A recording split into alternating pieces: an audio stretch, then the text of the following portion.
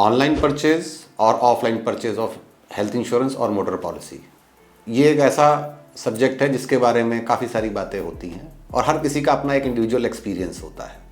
So basically मैं ये नहीं कहूँगा कि कौन सी परचेज सही है कौन सी गलत है, बट जो एक्सपीरियंस हमारे सामने आते हैं उसके हिसाब से लोगों ने ऑनलाइन पॉलिसी परचेज कर ली किसी बहुत बड़े ब्रांड के पोर्टल से। अब उनका हेल्थ क्लेम आया, किसी तरीके की उनको चैलेंजेस आ रहे हैं, उसके लिए अब वो कहाँ अप्रोच करें? एक मेल आईडी है या एक कॉमन टोल फ्री नंबर है जिस पे उनको अप्रोच करना है, जहाँ से उनको कोई पर्सनलाइज सर्विस नहीं मिल रही है। वो अपना प्रोसेस फॉलो करते हैं, लेकिन कितना एफिशिएंटली और कितना जल्दी रिस्पॉन्स आता है वो हर किसी का इंडिविजुअल एक्सपीरियंस अलग अलग है।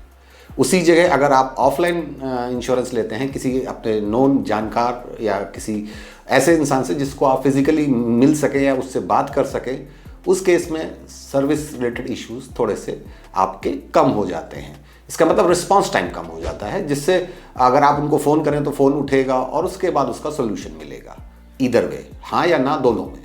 तो एक तो ये ऑप्शन है। दूसरा एक ऑप्शन जो लोगों के सामने ज़्यादा बेहतर तरीके से रहता है कि वो अपने पास किसी को महसूस कर सकते हैं कि कोई ऐसा है जो उनके मदद के लिए हमेशा वहाँ पे है। ज़रूरत पड़ती है नहीं पड़ती है ये डिपेंड करता है कि किस तरीके की पॉलिसी अंडर राइट हुई है।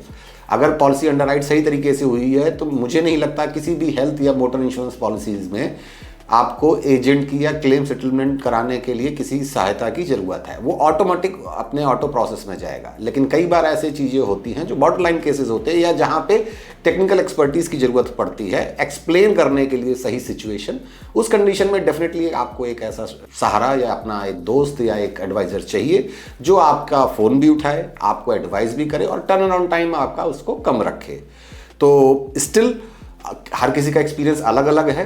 तो जब भी क्लेम सेटलमेंट के बारे में आप सोचें तो एक ऑनलाइन वर्सेस ऑफलाइन की ये जो डिबेट है इसमें ये पॉइंट्स को आप गौर से देख सकते हैं।